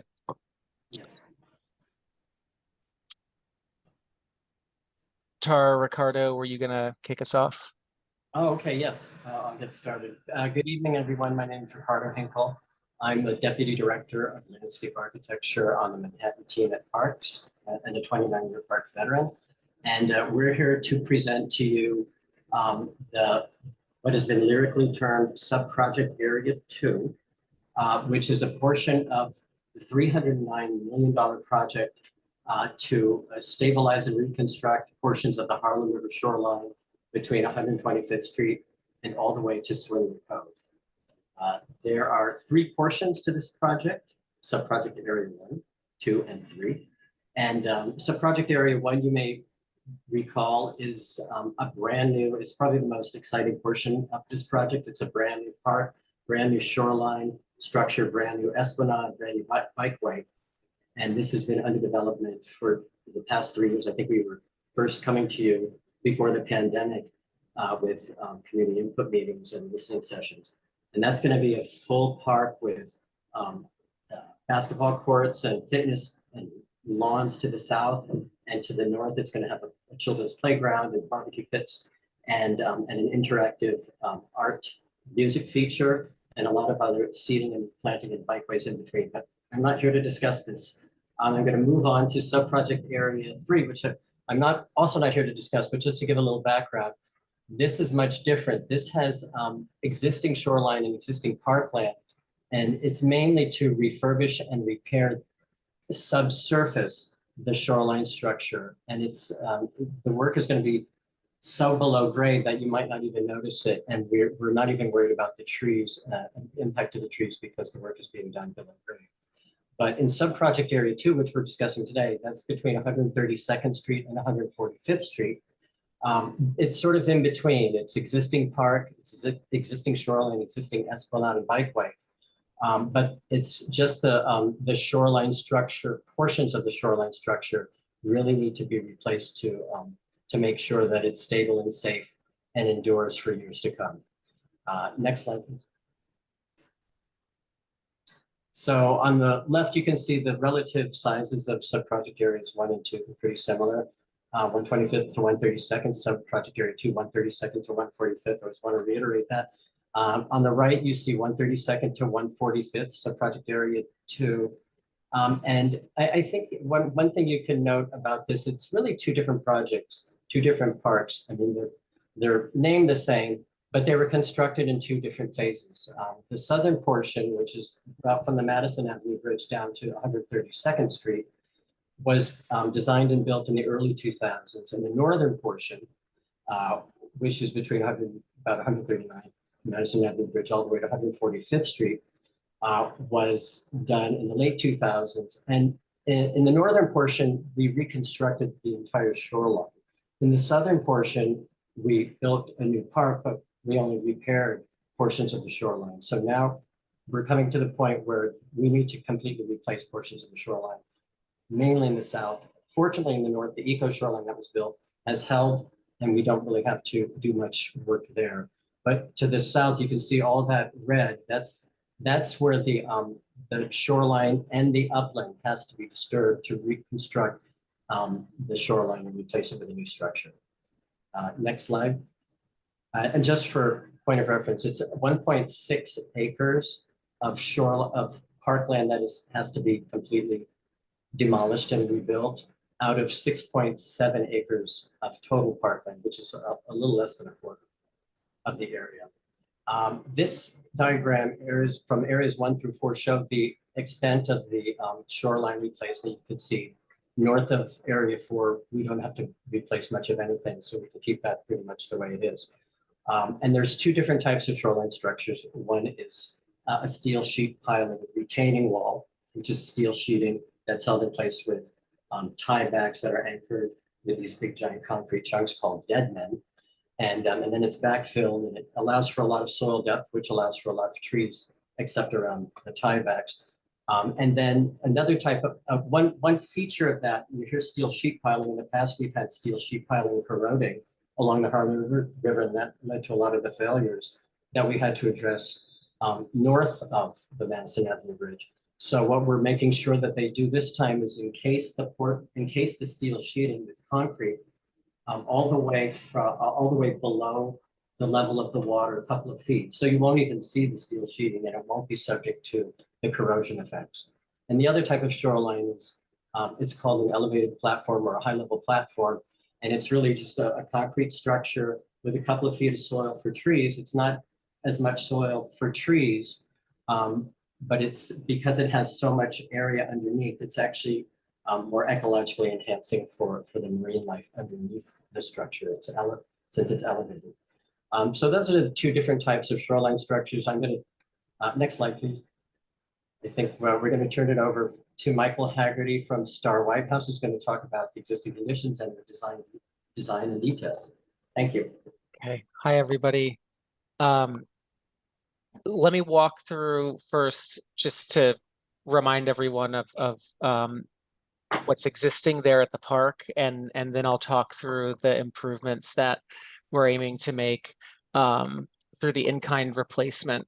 So it's about 6.5 acres, as Ricardo mentioned.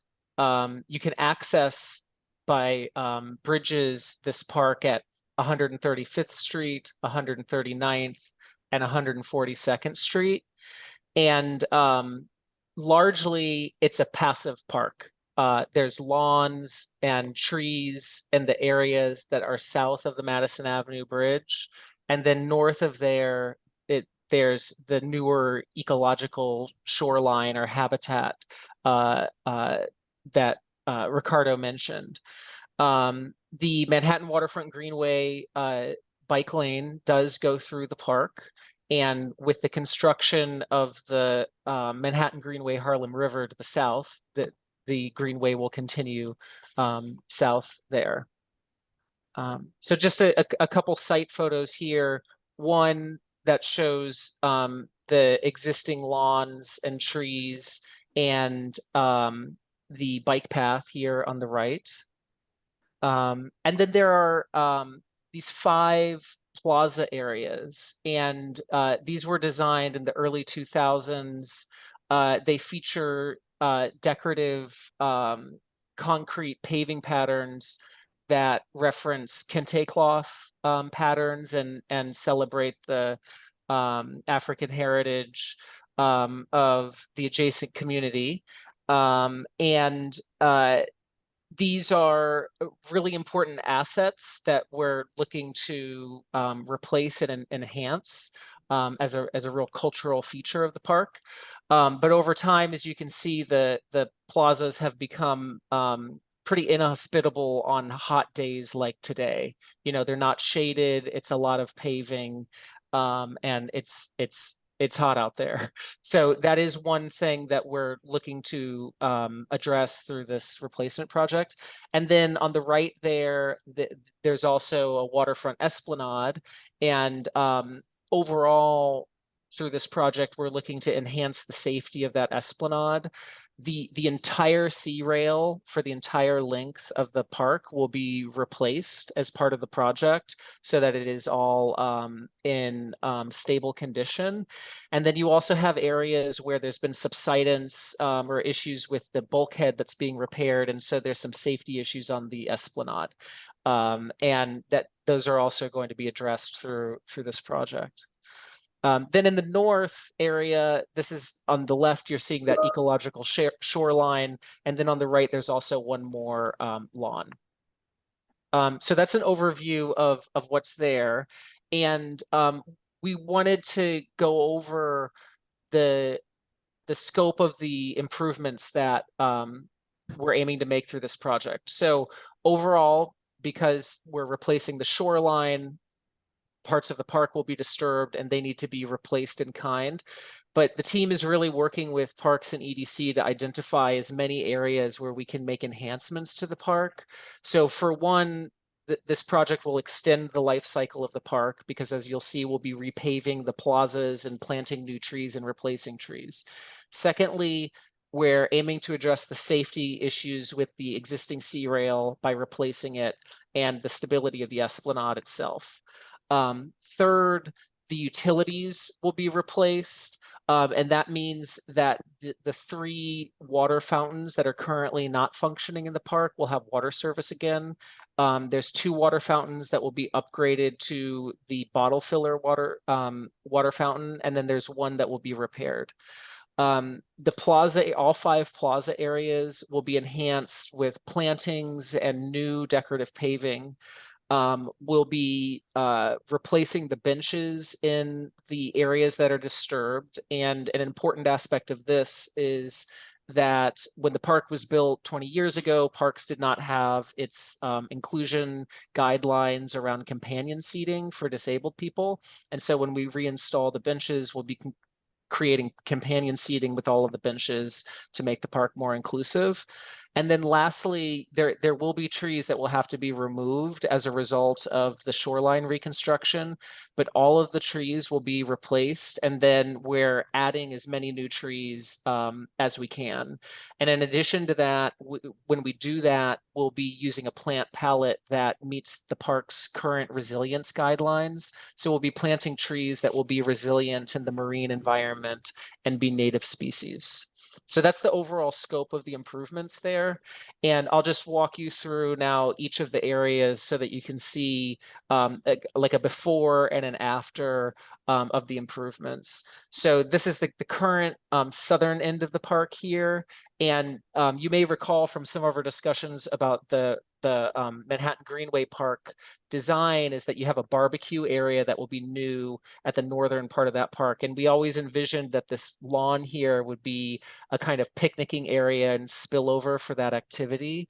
So in this section, looking to replace the trees that will be removed and lay them out in a way to provide shade and seating areas. There's also an existing flagpole here that is redundant with another flagpole, so that'll be removed. And then the water fountain that is in this area will be replaced with the high-low bottle filler water fountain that we're using in the park to the south. So now moving north, here you're seeing the first 2 of those decorative plaza areas. And you also see the bike lane is coming through and there's the beginning of the waterfront esplanade. So this is showing the idea for how to reconstruct the plaza and really enhance the use of the decorative paving. We're aiming not to increase the amount of paving, but to use that decorative motif more. And also in reconstructing these plazas, we're looking at adding like a landscaped area in the center of them so that you reduce the amount of paving, but also create a kind of feature and like a central seating area. I'll just zoom in here. You can see the benches around the edge of the plaza. The spaces in between the benches are the companion seating. And then in addition to that, along the esplanade, one important thing that Parks is doing, you know, on all waterfront parks is trying to shade the esplanade as much as possible. So we'll be planting new trees along the esplanade and laying them out in a way that they can help in the afternoon, they can help to shade the seating that's along the esplanade. There's one other water fountain. The second water fountain is in this area, and this one will also be upgraded. And here's a view of what that'll look like. So really these improvements are about making these spaces more inviting and more hospitable and integrating the cultural aspect of it with the nature and the planting and also bringing it to the waterfront. So sorry, Michael, we lost internet connection for just a bit there. Okay. But it looks like you carried on. We missed what you said about this slide here, if you want to just reiterate that. Yeah, so I was saying that this is a view of the reconstructed plaza, and you know what it's showing is how by reducing the amount of paving, adding a landscape area, we're really trying to make more of an interaction between the cultural aspect of the patterns and nature and the waterfront, and also adding more trees to shade. So moving north. There's here are the 3 additional plazas. Now I should mention that this plaza here originally had a spray pad feature, and we understand that hasn't been functional for many years. Since this park was constructed, the Department of Environmental Protection has changed the requirements that spray pads have to drain to a sanitary sewer, and that new standard makes it infeasible in terms of cost to have a water feature here. So again, what we're trying to do, since that's such a large paved area and so hot in the summer, is redesign it in a way that it has a lawn in the center that can be a passive lawn and becomes, you know, a focal point for people sitting around the plaza. And then again, here you see where we're adding new trees along the esplanade to shade the esplanade and make that a better experience. And then here's a view of that plaza that would have the larger shaded lawn within it. And you can see how we're bringing that decorative paving to the waterfront and really trying to highlight that. Okay, so going north now, this is the Madison Avenue Bridge. So this is where the park transitions from the passive lawn park to the ecological shoreline park. And there isn't a lot of shoreline work that will be done in this area. So there are minimal changes that will be made in the areas from the Madison Avenue Bridge north. We are looking at opportunities where we can sneak in a few more trees, and that just helps with shading and habitat and those kinds of considerations. But overall, these areas will remain the same. There is the 3rd water fountain is in this section, and that will be repaired. And then the sea rail along the ecological shoreline, that's also going to be completely replaced.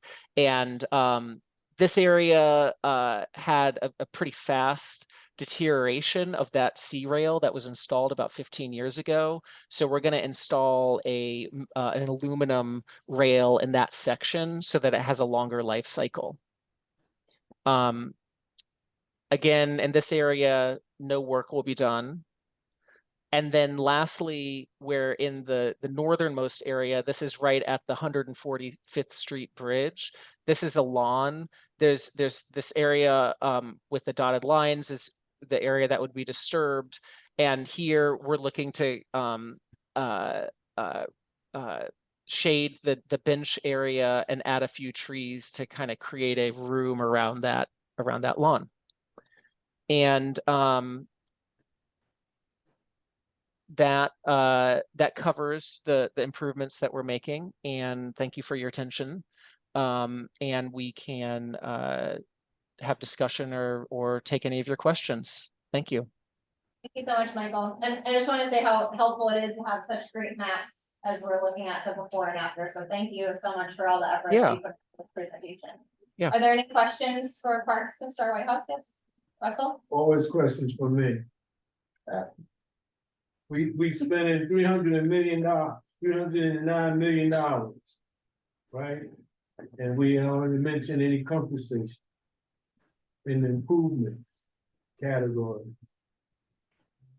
Response. Parks? Hello. Ricardo, yeah. Yes, when we are, as we had mentioned, was mentioned earlier in the evening, we're very aggressively searching for grants to fund that comfort station at 127th Street.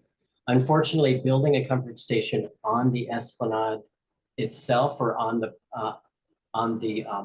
shoreline side of the Harlem River Drive is prohibitively expensive because of the need to create an entirely new sanitary line underneath the Harlem River Drive.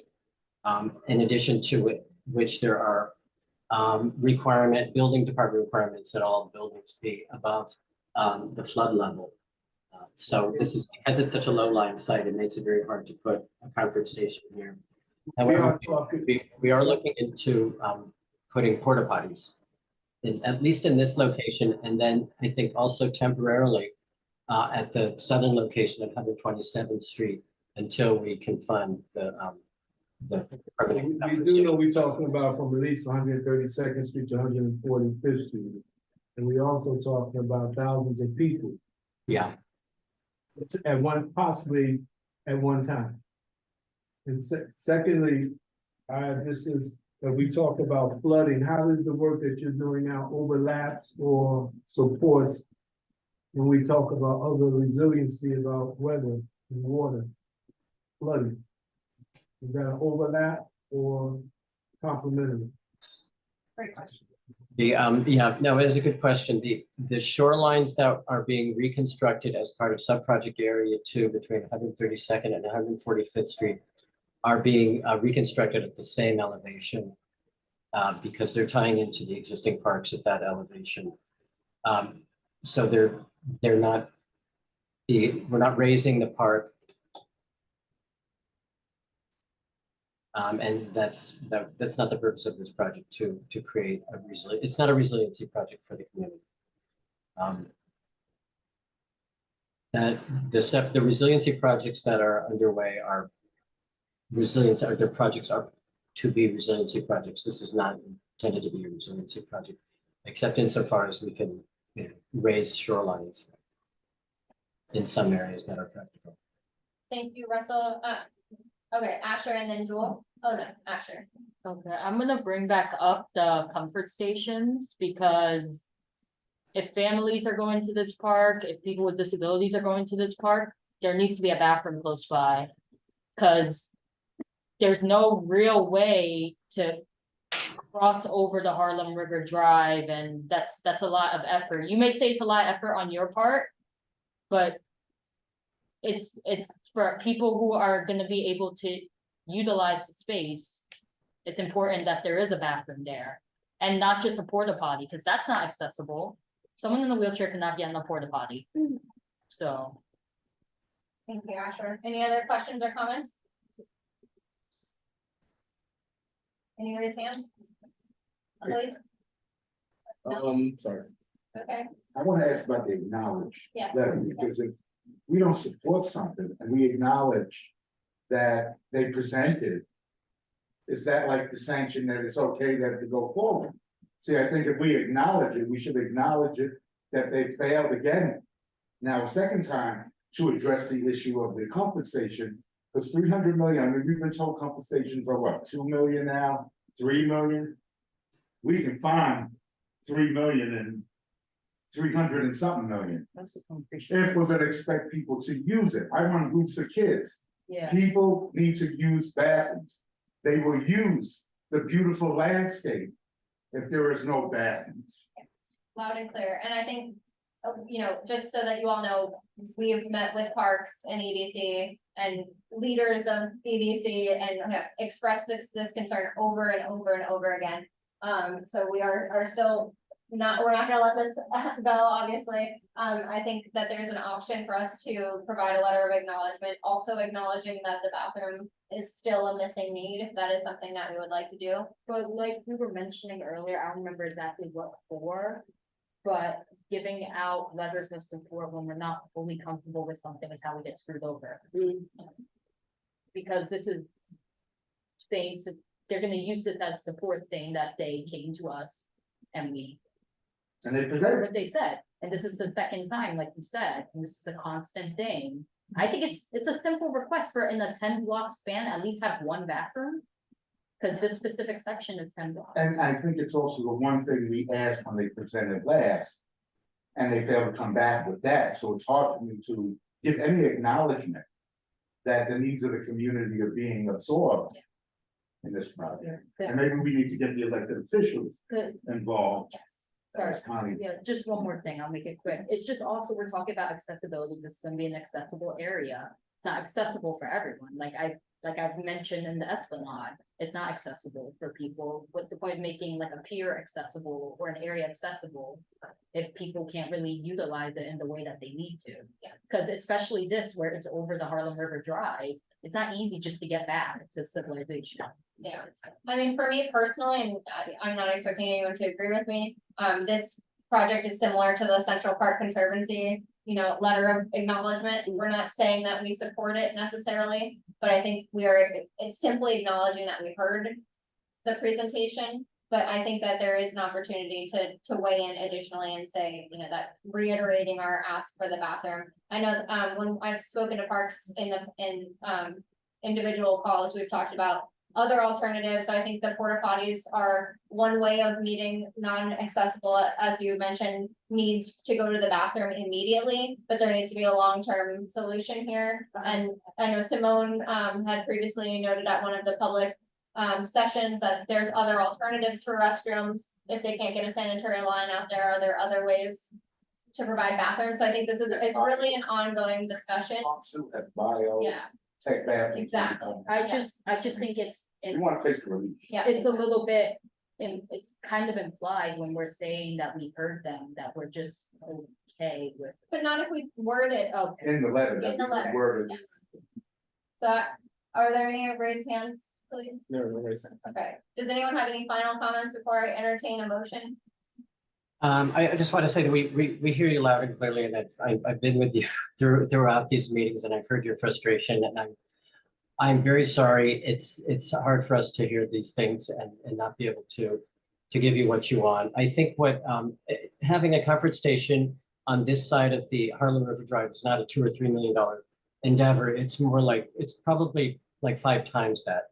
So it's quite a bit of money. I think what we could do, I mean, at the very least, you could request a feasibility study for one and find out what, you know, we could do some kind of an engineering study, find out exactly how much it would cost to have a comfort station that met all, you know, was the ideal comfort station, that was accessible, that was tied to the city utilities, the city sewer, the city water.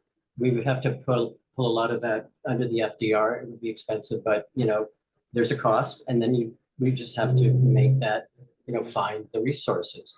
It's not impossible. It's just, we say infeasible because it's a lot of money, but it's not impossible. It's just, we think cost prohibitive, but you know, where there's a way, you know. And Thank you. we'll also look into accessible porta potties. There must be something out there. And you're not the only one that comes before us, so this is a community kind of need. All right, thank you, everyone. And I think that's Ricardo's point, is requesting a feasibility study is something we can also include in our letter of acknowledgement if we would like. Does anyone like to make a motion? I'll make a motion. I think that in your letter of acknowledgement, I think it's okay to give a letter of acknowledgement that we heard this presentation, but also acknowledge that we continue to express what our actual needs are and that they're not being met. And that includes the comfort station. I think Ricardo's recommendation to do the feasibility study is a very good start, because once we have real numbers, then we have a place to really continue the conversation. I honestly think that, you know, this community board and other community boards do a very good job of being polite. And I think that we need to stop being, whether it's a letter or whether it's like calling out who the real problem is, whether it's our elected officials. You know, we're asking city agencies from DSNY to, I've got off track, but I think we need to be direct and to the point of what our needs are and what our expectations are. You know, they're managing our expectations all the time. And the phrase, it's not in our budget, or we don't have the money, that simply, you know, what they're really saying is we're trying to manage your expectations and move on without giving you what you. So we just need to be strong in our language. Were you making a motion? I'm Sorry, sorry. I got off track. I want to add what Connie said. I was, thank you, Connie, because if I were to lead off by saying, we have to get to the point where we refuse to approve anything. And reverse it to say that they're forcing a project on us that we don't accept in our community, because the community can't, the total community can't use it sufficiently comfortably. So we can acknowledge that they're forcing us, they're gonna force a project on us that we don't want without those other things. It's like we're excluding a whole demographic, because we do have a lot of seniors in this community. And I'm gonna keep making us think about the accessibility, because that's a problem. You can't make an area accessible if it's not truly accessible and has resources for people to use. Everybody. All right, yeah. Time frame for this whole project? Yes, that's a good question. Is there a time frame for this project? I understand you're going to PDC. What are your next steps and when?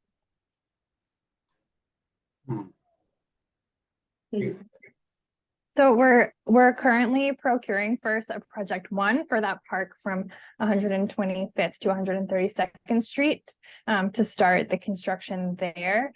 For this sub-project 2 from 132nd Street to 145th, you're correct. We're planning on going to PDC, and then we'll proceed through final design. And we don't have yet a clear target for when construction will start, but we can certainly keep you updated. Does that request the person? For what? Like today is a letter of acknowledgement. A letter. What was the first request when they presented the first? Oh, on the Harlem Greenway link, that was a request for a letter of support. For Right. So we didn't get the letter of support. Now we're coming for a letter of acknowledgement. And that's where I go to what Russ is saying, is we give nothing. Well, so like, for example, CPC, Central Park Conservancy asked for a letter of support, and I No, I bargained didn't with mean the them. first presentation I know, today. but I bargained with them to say, I don't think we're gonna be able to provide you a letter of support, but we could potentially provide you a letter of acknowledgement. So I think this is like the lower key version, but I think that it is something we need to go to our city elected officials for. And I think for me personally, this project is more about safety. It is a lot of money, but it is a lot of bulkhead reconstruction. So I think the only way we're gonna get a restaurant is if we, you know, continue to work in partnership with EDC and Parks, and also go to our elected officials. But I think, you know, there's certainly steps in the right direction, but I'm happy to move in the direction. I apologize for getting off track when I was making the motion. Got a little emotional about it, but I think, Jessica, you're absolutely right. We do need these projects to move forward. We need to acknowledge them. We need to use them as an opportunity to put into writing, you know, what our position is precisely. Yeah. Does anybody think they won't move forward if we decline it? No. Right. So But then do they we actually to need take a our position. approval? No. Right. Then we need to say. So we need to acknowledge that we are getting their project to benefit our community, in their view, will not be beneficial on our side if they want to put something in there that can't be totally used to the comfort of what it's designed to do. So they're gonna put it there with our quiet, passive acknowledgement, which is de facto approval. in another language, because they're not getting any resistance. We're saying, in the way we can sophisticatedly, respectfully reject having something that we can't use to our comfort. And if they're putting it, if they're moving forward, they're doing it against our wishes. I would just say, like, maybe in the letter, just say, hey, look, they did come and present to us, but we're not happy with what they presented. For those of us. You have to be specific. Yeah, we have to be specific, so We're we're gonna not- go back to Connie, who started a motion. Before I got all emotional. Do you want me to read what I had of your motion so Thank you. far? Connie Lee made a motion to provide a letter of acknowledgement that also acknowledges the needs that are not being met regarding the comfort station and a request for a feasibility study for. Which is essential, which is essential, the essential request that we make. I wonder if the response, if the motion was, we cannot write a letter of acknowledgement because we have not been satisfied with the response after you presented before. What do you think? You know, if we could just like raise our hands and be strategic. Thank you. Okay, so let's reframe the motion, sorry. I think we just need to add something to it, and perhaps it's something like, including that fact that, Asher mentioned that this is a 10-block area with, no access to bathrooms without crossing the highway. Just expand on it. Just for clarification. Thank you. Just you make a clear, succinct motion right now, and then you can hash out these specific details in the letter or acknowledgement, or this acknowledgement if you like. If you disagree with this motion, you just make that case in your vote. But just for the sake of making it clear for the members of the public, make a succinct motion. Yeah, I hear you. That can be said. I hear you, but I think we just need to discuss it. You can create a As a document committee. that can, of course, chime in. Okay. That's all I mean in terms of like specific details. Do you want me to try to reframe it and then Yes, thank we you. can just agree on it? Okay. A motion to provide a letter of acknowledgement that acknowledges the project while highlighting the unmet needs regarding an ADA accessible comfort station.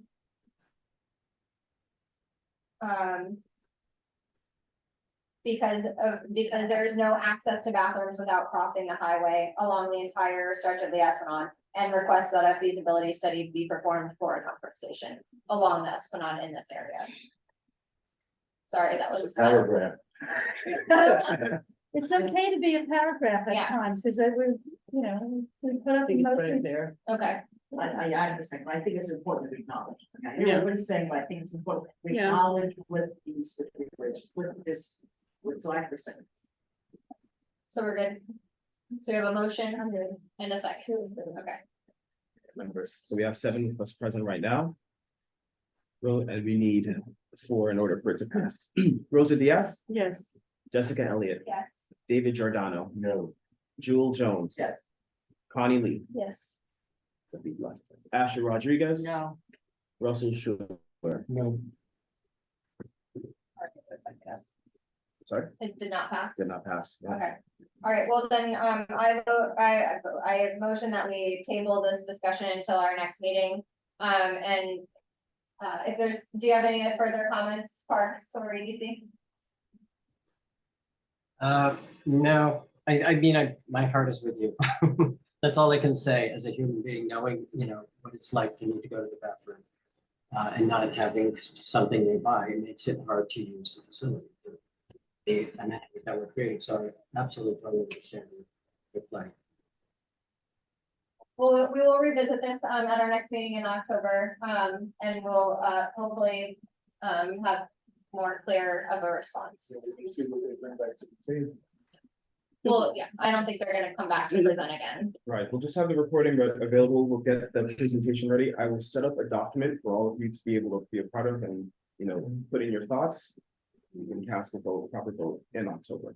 Or if we have any questions before then. Yeah, I think please. within the document, beforehand, so that way we could email it. Yes, yeah, if there are any further questions or comments on this that were not discussed or we'd like to elaborate on, please email them to myself and Khalid. We will send them to Parks and EDC for their response so that we can discuss again at our next meeting. Please send those by within a 1 week period from today. Okay, all right. Thank you, Parks, EDC, and Star White House for your presentation. Thank you. Thank you Thank you. for listening. All right, the final, just quick 5-minute thing, is, for Jewel to just give us a quick update on the, Zero Waste Academy and We Act cooling workshops. Okay. So the Zero Waste Academy, DSNY has these trainings, academy, or I don't know, do we have that? No, this is great, this is great, actually. It's, so I, Michelle was also there, I think you also participated in this. Yeah. So it was about, I don't know, it was in January or whatever, and there was 9 modules, and that's explained the different modules, about resiliency, waste management, et cetera, some DSNY. And it was very interesting. I encourage everybody to participate in the academy if you can. It was on Zoom, it was virtual. Who knows what will happen now since we're back in person, but I was able to do it. And I received a certificate. Yay. It's just a react. No, DSNY, yeah. So this is a training anybody can. Yes. Yeah, that's something, DSNY is what it looks like. I can have to pass that around as well if you'd like to see it. Yeah, but Michelle was also, I think she was also part of that. And then the other thing is, the cooling center. So that is VACT. I'm a member of VACT, I'm a member of the Climate Justice Working Group. They had a workshop on July 26th. And it was about a call to action in terms of, we're just going through a heat wave, but in July, that was a kind of first wave of the heat wave. And so they had a workshop about resiliency and what we can do. So just say a couple of points that came out of that. And these are just things that we should all just keep in mind in terms of staying cool. I don't know what everybody did, staying cool. There are cooling centers. We all know there are cooling centers. REACT has concerns about cooling centers. They've done a report. This is what it looks like. About 2 years ago, I was part of this as well. We went to different cooling centers. Some cooling centers don't even know they're cooling centers. You go in there and the library, senior centers, some senior centers only have seniors in them. So will they accept a person who's not a senior? And do cooling centers have refreshments, water, things like that? So there's a whole issue with cooling centers, but they exist. And one of you walking down the street, you need to relieve, get some relief, And what typically happens is, there's a, if you're part of NYC 311, whatever that thing is, the alert system, they'll tell you when cooling centers are open, and there's a cooling center, like a website you can go to. I have this, find your cooling centers, what it looks like, you plug that in, plug in some information, you're good to go. They also talked about, so there's about 4 things they want you to be mindful of. And NYC Emergency Management has a good website to go to as well in terms of extreme heat, what to do. So cooling centers, and then we've been talking about trees, a lot of the things talking about trees, and that's very important in terms of trees. We have did a little bit of a study in terms of the lack of trees in East Harlem, as opposed to other areas of the city. And we heard the concrete jungle, urban heat island effect. Yeah, you need trees, you need that kind of to absorb the heat, et cetera, et cetera. So they advocate for more trees, and we talked about that, Jessica, in terms of that. And at the Earth Day, Borough President, what's his name? Levine. Yeah, I like Mark down that. His name failed me for a second. He talks about, talking about trees, right? That he's mindful of that, and there was some grant and money or whatever. Grant for $1 million. Right. Yeah, right. That there's so that, and that's very important, everybody. In terms of getting more trees, in terms of in East Harlem, El Barrio. And the last thing we talked about And this is something like, maybe something people never thought about, but you know, how in the winter, there's like a certain temperature, you know, steam comes up and all that. Why in the summer, there's like a maximum air temperature, indoor air temperature, where, you know, residential buildings, et cetera, you know, there's some relief provided, so. You know, in the winter, there's that, you know, the stuff happens, but in the summer, then we should work towards maximum indoor air temperature, and there's and we have this working with other legislators and looking at that. So those are the big things that I can send a PowerPoint to, you know, Jessica asked me to do something, I created a PowerPoint, so I want, I'm just anal about stuff, so I'm happy to send that out, but there's a lot more that like I could say, but I know we're pressed for time, so I can pass that out. You know, that might be a good piece to do when we do the Earth Day. You know, and have maybe kids involved in that as well, like that. So, yeah. Please do circulate your PowerPoint presentation to the committee. It's quite lengthy, and I know, please. If it could be emailed, that would be, Please, let's say example. if it could be emailed, that would be appreciated. Oh, yeah, and send suggestions and comments, I'm happy to. And I think the goal is like, obviously, we all can't be everywhere all at once, so hopefully throughout this year and moving forward, people can attend events like this and show, you know, bring back the knowledge to the committee. That's the goal here. Are there any questions or comments for Joel? Were you gonna say something? Just a quick announcement about sport time. So this summer, Diana Yella gave us some money to provide different kinds of activities as part of street with youth. And, you know, as part of the open streets process. So Sport Time USA, who I reached out to, and we're going to pay them to provide, they did provide free tennis lessons for 120 kids. And we're looking to extend that also. So I want to acknowledge Ben and Daniel White, Ben Shalinsky, and the whole team at Sport Time that really made it happen. They came out, the kids met Jeff McEnroe at the site where they came out. And it was really wonderful. I'm gonna look to continue it in the winter as well. So, and they did it for free, so that was, their part of giving it back. Yeah, that's the brother. Jeff? Yeah. Oh, really? Yeah, so Sport Time also came and presented about Porter Tricks Playground, and I believe it's completed now. They renovated the basketball courts, and they're looking to do a mural, I believe, still, so. So we've held them to the win, and we get it, right? And I think that ties into like what we're saying. It's not that we don't, but this happens in housing, it happens in youth. It happens throughout our community committees that we acknowledge and they proceed. And the things that we want to be acknowledged for are kind of passed by. And I think Russell Hinton today is where, right, we have to say no. And if we don't, we will never get it. They'll yes us to that.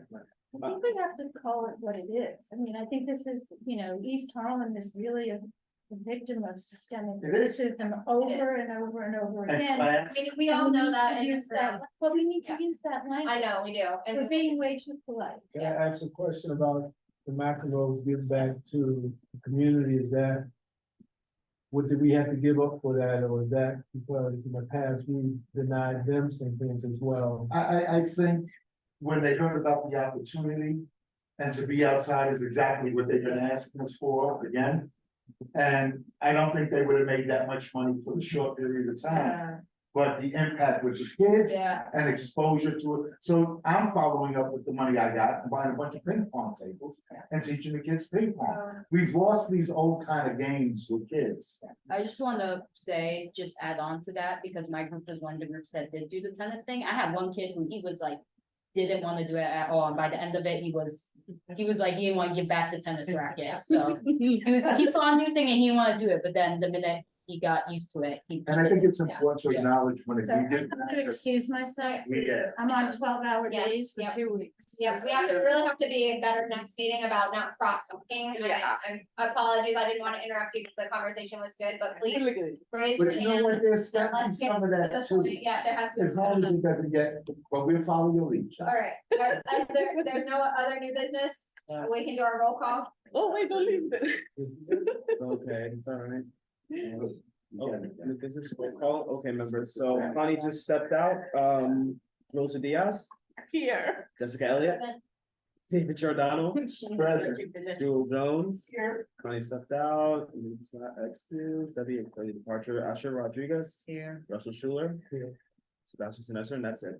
Thank you. I forgot to, reiterate the point that we don't want to cast, motions or votes on an item. We wanted to give it a month. I didn't know if that was what you wanted to consider. So for letters of support, for letters of acknowledgement, I think we've discussed that those elements can, Okay, if they can be provided in a one. understood. And Okay, sometimes I think for the time, we may do it as opposed to wait, time sensitive. thing. understood. We hope they get to us. Yeah, but I think we're Are we getting a still- lot better we're still on the communicating with parks. Or we adjourn? Are we done? So, we can go. This meeting is adjourned at 8:48. I'm like, Thank you. Sorry, Thank you, I wanted to just bring it up before, no, yeah. it's. He's preparing for me. I would like to leave